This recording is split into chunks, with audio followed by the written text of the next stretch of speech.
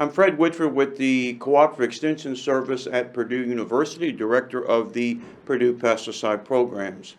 Probably all of you have seen driving around, you have seen lakes and ponds and other water bodies that have been choked full of weeds that basically degraded the environment. So in order to basically rehab these ponds and lakes, oftentimes requires the use of herbicides and aldehydes to be able to allow us then to use those ponds and lakes for swimming, fishing, boating, from the maybe the practical side, irrigation, watering livestock. Those applications of products do require many different types of pieces of equipment. And what we wanted to show you in this video is some of those pieces of equipment with a discussion of the benefits and the disadvantages of each of those pieces of equipment. Well, good morning, Nate. How you doing? Nate, we're doing pretty good. Man, what a view. Beautiful, isn't it? It sure is. So, I guess a typical lake that you guys work. And before we start, you're with Nate. You've been with Aquatic Control how long? About 20 years now. So you've got a lot of experience in this area here, and the applicators all report to you from around the state. Yes, that's correct. Okay, very good. So what we did here, and we much appreciate it, is we've got all kinds of equipment here, Nate, that could be used. And if I understood it right, there's probably 3 different reasons, maybe another one that you'll add.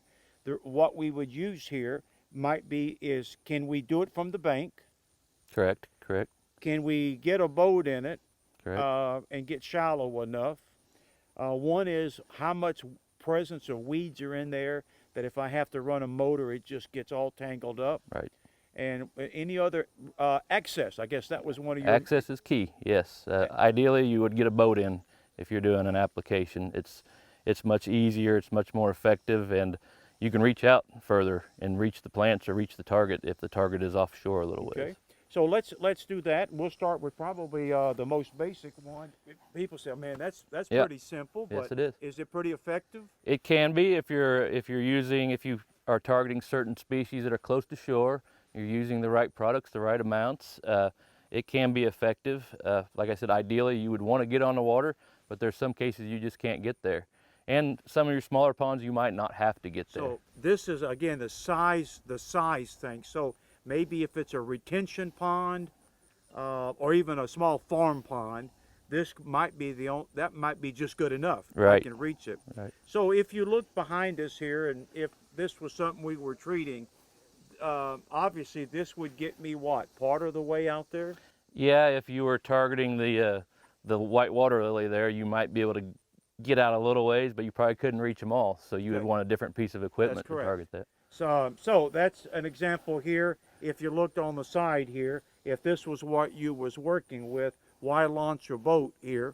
Why not just use the backpack to get them if it's just a little bit, right? Right, exactly. All right, so we talked about, again, the backpack is a good piece of equipment, could save us a lot of time. So let's now go to the standard industry, a small boat. So what's some of the advantages? Why would I use this? If you can get into the pond, most applicators prefer a boat. A boat you'll be able to access more of the problem areas. Okay. You'll be able to carry more product in your tank. It's easier to do than carrying a backpack around and refilling 4 or 5 times. You might only have to fill up once in a boat. But the key is if you have access. Now some can also carry boats in as well, and that is also an advantage to have that type of a boat. This boat in this case has to be backed in, so it does require a little more access. So this is the case where access, if I have access, I can actually access the pond or the lake, but also get out further out into it. Get out where the plants may be and may be causing problems. So what would be a disadvantage outside of accessibility? Are there some disadvantages with this? Yeah, there would be disadvantage. You've got to pull it around, so you have to have a good trailer and good equipment, and you're going to do wear and tear on that. If you're backing into a pond, you have to have a spot, and if it's wet, you might not be able to get in. Oftentimes, our guys will carry backpacks, and they'll have the boat. So if their launch is wet, they could go to the backpack. Okay. I assume since I've got a motor on the back, if something is extremely weedy, or we've got some of this stuff that can wrap up on those blades, would that be something negative? Yes, that would be a problem.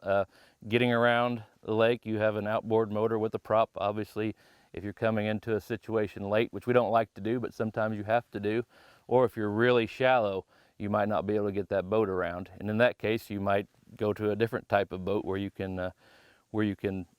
don't have the prop down in the water and you're on the surface of the water. So this, we had the backpack that we used, was that a 5-gallon or 3-gallon? 5-gallon. That's a 5-gallon, and this one would be 50-gallon. So now we moved from 5 to 50.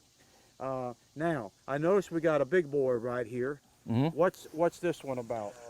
So why would we spend the money to go from the smaller to this size operation? It has to do with the size of the job you're working on. The larger reservoirs, the larger lakes, you're probably going to want a larger boat. You can haul more chemical. You can get to and from spots faster with a larger motor. If you have a small boat on a large lake, you might not be as safe as well. You might have waves that cause problems. In this boat, you feel a lot more secure. Obviously, you're going to have to spend a little more money, and oftentimes you have to have a couple guys to work a boat like this. Oh, okay, I didn't know. So efficiency is one, but the other one is, whereas the smaller boat, one person, this one you may have to have two, depending on some of these larger.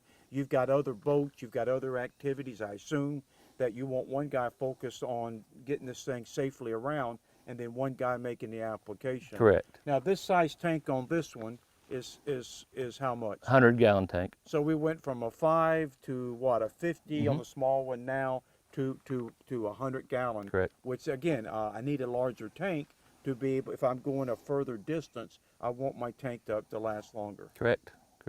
This boat's similar to the smaller boat where it has an outboard motor. You have a prop down in the water. Okay. It's not real good for shallow water. Sometimes you're going to hit stumps, you're going to get stuck in the mud, and or you might run into weeds. If you have a real severe weed infestation that you get called out on late, you might have to drive through those weeds to properly apply your product. But we have a couple of different application methods or equipment that we can use on to get around some of these issues. Is that correct? That is correct. All right, so let's go on over to the airboat. Well, now we're to what a lot of us think about, moving on water, and these airboats. A lot of money invested in these things. So tell me, why would we invest? What's the advantages of this kind of operation? Well, when you run into situations where plants are dense, or you're in shallow water, or even stump-filled water with lots of obstructions, you don't have to worry about those obstructions if you're running an airboat or a boat that doesn't have a prop down in the water. And it's really convenient to treat out of one of these because you don't have to worry about all those things you're normally worried about when you're out there with a prop on your boat. Are these mainly for larger, lakes? Would you ever use? You'd probably never use this on a farm pond, but you're looking at a lake like we have today. This would be a good use for it? Yeah, for the most part, it's larger lakes. The larger airboats, this is a larger one here, you need a good launch ramp or a good way to launch. So a gravel ramp or a concrete ramp would be convenient. Now I know we have in the past used them on smaller lakes, but you've got a lot of weight here, so it's hard to get in and out, especially getting out. If you load that up and try to pull it out, you could run into some problems on a normal pond. Now, do I assume that where we're going with this, it's also going to be two people? Normally speaking, is it two people to operate this one? Especially with an airboat, there's a little bit more to operating an airboat than there is operating a normal boat. So you really need to be focused on your driving. So you want someone else that's either spraying or helping you out. And also they don't have reverse, so that can be a real big problem when you're treating around docks. I bet. Yeah. I bet. Now, the size of this tank is how much? That's a 50-gallon tank there. So we're down to 50. Yep. Can you put bigger tanks in there if you wanted? You could. They can haul a lot of weight. In this case, we have a 50-gallon tank there. Okay, very good. Any other disadvantages or advantages that come to mind? They're very loud. That'd be a disadvantage. So if some customers might get frustrated because they do make some noise. It sounds like you have an airplane on the water. They can be high maintenance. You've got a large engine that's sitting out here in the conditions, so there's always seems to be something that can go wrong with them if you're not well maintained, which we try to do our best to do that. Advantage-wise, a lot of the guys really like it because they're fun too. But That's right. It's all part so, of yeah, you gotta have fun. Working on a lake. So you're right. I hadn't thought about that. This one here now, the equipment has got more complex, and as we all know, the more complex the equipment, then the more things that can go wrong and do go wrong. Correct. Correct. Well, all of these, except for the backpack, for the most part, you're telling me I need to have a ability to launch into the somewhere, right? Back up and put it in. Yeah, if you're using one of these, you do. Yeah. Correct. But what happens if I can't and I have the backpack's not going to work? I can't launch a boat in it. I can't carry the boat for all kinds of reasons. 2 people carrying a boat. Do I have some other options that I could use? Yes, you do. And Yes, you those do. options are, is that right behind me? That's correct. Okay. Well, I guess we're down to one of our last kinds of piece of equipment that you might see being used on a lake, a pond, or maybe even a marsh, depending on what we're going after. Never realized that we were using these kinds of equipment to do some of our work. So what are we looking at here? This is an 8-wheeled amphibious vehicle. This is the Argo brand here. This can be used to drive into the water. You can drive it along the edge of the water. You can drive it in some wet areas. It's for areas where we don't have good access, but need to get on the water. You can't treat it with a backpack. So you could get this actually out on the water, then go wherever you want on the water once you're there. Amazing. So it's almost like a 4-wheeler, but yet also like a boat. Correct. It's kind of going the both ways. Correct. And again, give me some conditions that we would use this. If you have a launch where you can't get a boat backed in or carried into, or you can't walk around the edge, maybe you have an area that's too steep, this can drive down into it. If you have an area where maybe the people don't want big vehicles driving across, this is a smaller vehicle, leaves a little less footprint than a car would. So those would be 2 of the situations where you'd want to do that. Or if you have a pond that's hard to get around, this can get around it too. Not as well as the airboat, but it can get around some tricky areas. Okay. Well, that looks like we've just about covered most of the piece of equipment that we could see. So I appreciate it very much and the explanation. So we hope that you learned that there are many different pieces of equipment that could be utilized by the firms doing aquatic control work.